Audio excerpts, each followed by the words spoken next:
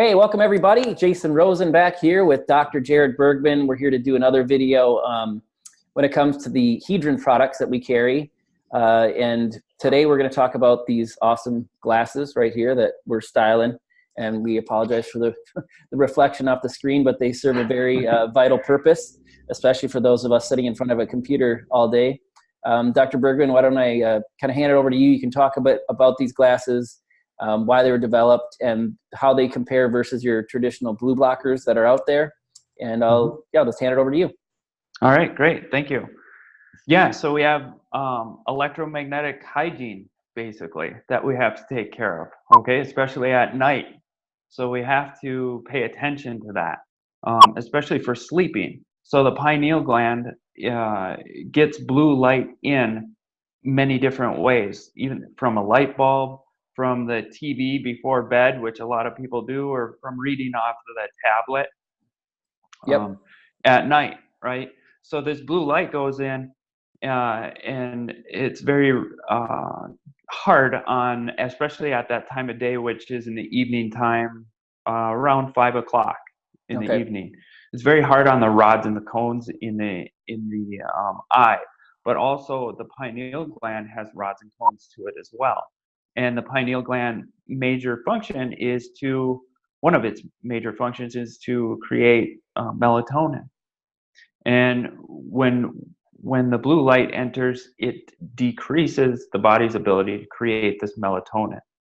And they've also shown that cancer cell activity increases in the absence of melatonin. So also in the absence of melatonin, your parasympathetic nervous system does not kick in. Another factor with melatonin is you can have too much dopamine in your system. You can have a dopamine excess, and one of the major things that detoxifies the dopamine naturally out of your body is melatonin. Right. Also, another great one is Tovigo. That helps detoxify that dopamine also out of the body. Yeah, the green tea, the clean green tea. Yep. Exactly. Right. So having these electromagnetic interferences or electromagnetic all this electromagnetic smog come in through the eye in the form of blue light can really offset a person's parasympathetic balance, and it leads to increase in headaches, decrease in sleep, eye strain, and a lot of the glasses out there are not blocking blue light effectively. Maybe 15 to at most I've seen 30%. So that's a big factor, and these glasses will block up to 60%. Right. I know some will make claims of higher, but yet there isn't any studies to show that they can really do that. Right. That And anyway. Right. Right. That nothing that I've seen where they actually put the blue light through the lens, and it actually is measured how much of that blue light is blocked out, and they just don't do that. Right. I think the most you and I've seen is what, about 15% compared to what we have here. Right. And the lenses are a factor too, because a lot of the lenses have like a powder coating. So every time you wipe the lens or clean the lens, some of that blue blocking melanin comes off. That's why our lenses have the melanin injected and molded into it, so that it will not wipe off. Nice. Okay. Yeah. No. And plus they don't look so bad either. And they're easy to wear, and they're not the ugliest things. I had some people actually think I was trying to make a fashion statement when I first started to wear them. Yeah. So that was pretty cool. So what else can you tell us about the glasses? Best time to wear them. You said at night, especially for kids. Maybe talk a little bit more about that. Yeah. So the gamers like to use the blue blockers a lot. Because it helps with visual acuity, especially when they're in front of a screen. A lot of the blue blocker glasses, however, that are out there, like we had mentioned, they just don't block all of the blue light to an effective degree. which is why these are unique in that, because they do so much more. The frame is nice and light. It doesn't sit on the bridge of the nose.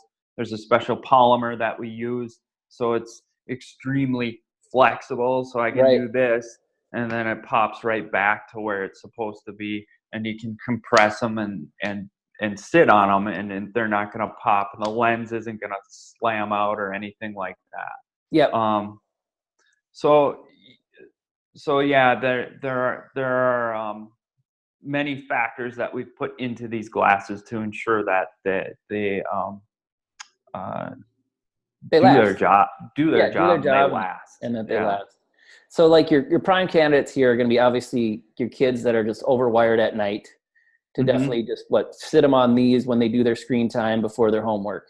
I would say is probably a big one. You know, people that have issues falling asleep at night and that get eye strain from work, they should probably just have these at their desk and wear them all day. Right. Yeah. Anybody in front of the screen, especially people who are getting headaches too. I see that a lot. When you put the glasses on, that alleviates that eye strain, which is causing that headache usually. Right. Now I get a lot of feedback from people that with the headaches. For me, so much it wasn't that. I noticed a huge difference when I first started wearing them, because I already sleep pretty well. It was that once I stopped wearing them, I was like, holy cow, where are those glasses? I want to get them back on. It's kind of like with subtle energy. It's like once you experience something, it's subtle until you go away from it. You're like, okay, I want to get back there. So for me, that was like, I guess, the most profound effect. But yeah, I guess so, like just stick them by your bedside, and when you're doing your reading at night, if you're doing tablet or watching TV, and just take them off when you go to sleep would be the other, best time to use them. Excellent. Yeah, for sure.